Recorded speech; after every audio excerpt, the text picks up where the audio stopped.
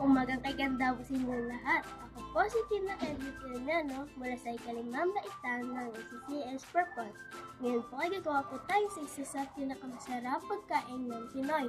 Walang iba kundi ang adobong manok.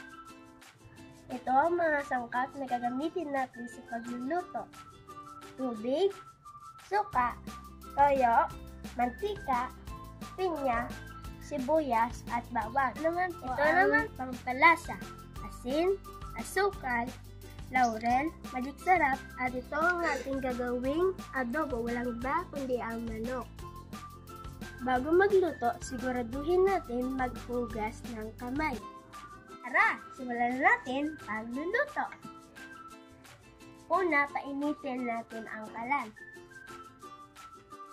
Maglagay tayo ng konting mantika.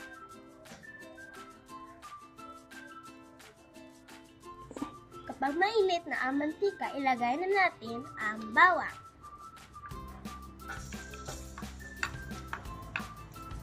Isunod na natin ang sibuyas.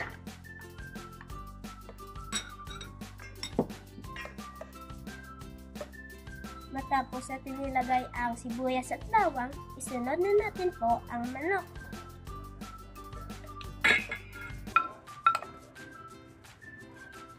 Lutuin ang manok ng 10 minuto. Pagkalipas ng 10 minuto, ilagay natin ang konting asin.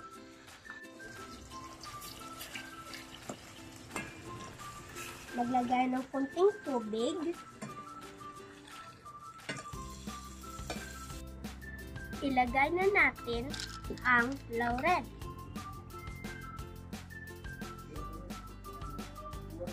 At takpan natin ng hanggang 20 minuto.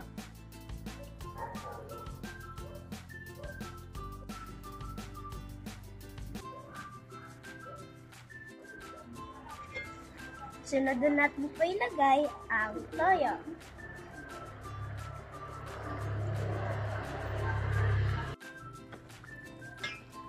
Isunod natin nilagay ang suka.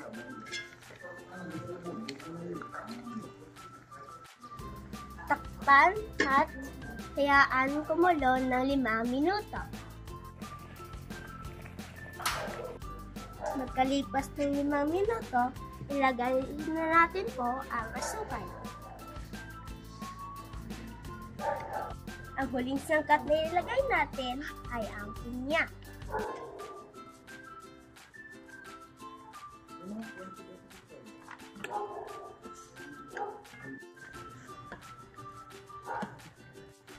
Takpan at hayaan natin kumulo ng 5 minuto. Pagkalipas ng 5 minuto, luto na po ang ating adobong manok.